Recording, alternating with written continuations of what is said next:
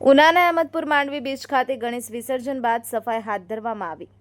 ગણપતિ વિસર્જન પછી શ્રી સમુદ્ર સેવા ટ્રસ્ટ અને ગીર સોમનાથ જિલ્લાના એડવેન્ચર વોટર સ્પોર્ટ્સ સ્ટાફ દ્વારા ટ્રેક્ટર, જેસીબી અને દિલવાડાના શાળાના બાળકોની મદદથી સમગ્ર બીચની સફાઈ કરવામાં આવી હતી અને સમુદ્ર સેવા ટ્રસ્ટના વડા ધર્મેન્દ્રગીરી ગોસ્વામીએ તમામ ભક્તોને દરિયામાં પ્લાસ્ટિક ન ફેંકવા અને ફક્ત એવી વસ્તુઓ જ દરિયામાં ફેંકવા માટે જ્ઞાન આપ્યું હતું જેનો નિકાલ કરી શકાય અને સંપૂર્ણ વ્યવસ્થા અલગથી કરવામાં આવી હતી. આ ઉપરાંત વિસર્જન દરમિયાન એડવેન્ચર વોટર સ્પોર્ટ્સ દ્વારા લાઈવ ગાર્ડ, રેસ્ક્યુ બોટ અને લાઈફ જેકેટની પણ સંપૂર્ણ વ્યવસ્થા કરવામાં આવી હતી અને એડવેન્ચર વોટર સ્પોર્ટ્સનો સમગ્ર સ્ટાફ વિસર્જનના દિવસ સુધી ભક્તોની સેવા માટે સતત હાજર રહ્યા હતા. આહિર કાળુભાઈ, દીવ 24/7 ન્યૂઝ, ઉના.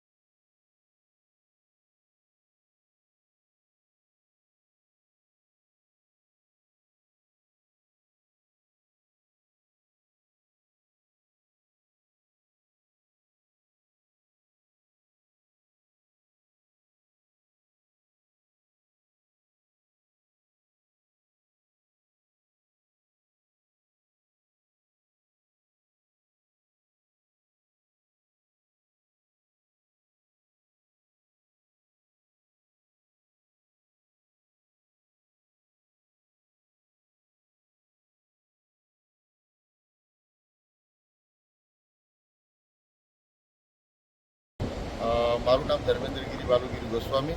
હું સમુદ્ર સેવા ટ્રસ્ટના પ્રમુખ છે, તેમજ અહીં જે એડવેન્ચર વોટર સ્પોર્ટ્સ એક્ટિવિટી થાય છે તેના ડાયરેક્ટર તરીકે હું અહીંયા કાર્યકાળ સંભાળું છું. અમે લોકો છેલ્લા 1998થી આ દરિયા કિનારા ઉપર છે. ગણપતિ વિસર્જન થાય એને ભાવથી લોકો 10 દિવસ, 11 દિવસ, 12 દિવસ જે કંઈ રાખે, કોઈ લોકો 2 દિવસ માટે રાખતા હોય, કોઈ 3 દિવસ માટે રાખતા હોય. એ લોકોની સેવા પૂજા કરે, એને સારી રીતે રાખે, એની બધા કુટુંબીજનો ભેગા મળી એની પૂજાપાઠ કરે, બધું કરે. પણ અફસોસ અમને ત્યારે થાય જ્યારે અહીંયા એને પધરાવવા માટે થઈને કે એના વિસર્જન કરવા માટે થઈને અહીંયા લોકો આવે ત્યારે જે એની દુર્દશા કરે છે ને એ બહુ ખરાબ રીતે થાય છે. હવે માર્કેટમાં ઇકો ફ્રેન્ડલી ગણપતિ મળે છે, જે માટીના હોય છે, ડિસ્પોઝ થઈ જાય વહેલા એવા પણ હોય છે. બરાબર, પીઓપીના ગણપતિ અહીંયા ન વાપરવામાં આવે એવી અમારી બધાને અપીલ છે. અહીંયા સમુદ્રના દરિયા કિનારાને બહુ જ ગંદો કરી દેવામાં આવે છે. સાફ કરવા માટે અમને દર વર્ષે અમને કોઈ તકલીફ નથી પડતી, પણ અમે બધાને સજેશન કરીએ છીએ કે આવો પ્લાસ્ટિકવાળો અને વેસ્ટ જે કચરો તમારા આખા વર્ષનો જે કચરો હોય ને મેં માર્ક કરેલું છે, આખા વર્ષનો તમારા ઘરમાં જે કચરો ભેગો થયો હોય મંદિરમાં કે વોટેવર ગમે તે નાળિયેર ને આ ને તે ને એ બધું જ તમે લઈ અને છેલ્લે સમુદ્ર દેવતાને દેવા માટે અહીંયા આવો છો. બરાબર, એટલે વિસર્જનને થોડું સુંદર રીતે અપનાવીએ અને ઇકો ફ્રેન્ડલી, જેમ કે પ્લાસ્ટિક ફ્રી ઝોન કરીએ. અમે આ વખતે બધાને અલગ અલગ ડસ્ટબિન આપેલી હતી કે પ્લાસ્ટિકનો વેસ્ટ પ્લાસ્ટિકમાં નાખો, પાંદડા હોય તો પાંદડા અલગ જગ્યાએ રાખવા, અને પીઓપીના ગણપતિ હોય તો તમે અમને આપી દો, જેથી કરીને અમે અમારી રીતે સારી જગ્યાએ વ્યવસ્થિત એની ડૂબકી મરાવી અને પાછે બહારની સાઈડમાં એનું ખાડો કરી અને વિસર્જન કરી દઈએ એમ. તો અમારી બધા જ ભક્તજનોને નમ્ર વિનંતી ને અરજ છે કે ઇકો ફ્રેન્ડલી ગણપતિ અપનાવે અને આવતા વર્ષે નવેસરથી નવા નિયમ મુજબ કાર્યક્રમ કરીએ. બાકી જે ભક્તો સમજે એને અમારા તરફથી વંદન. આભાર.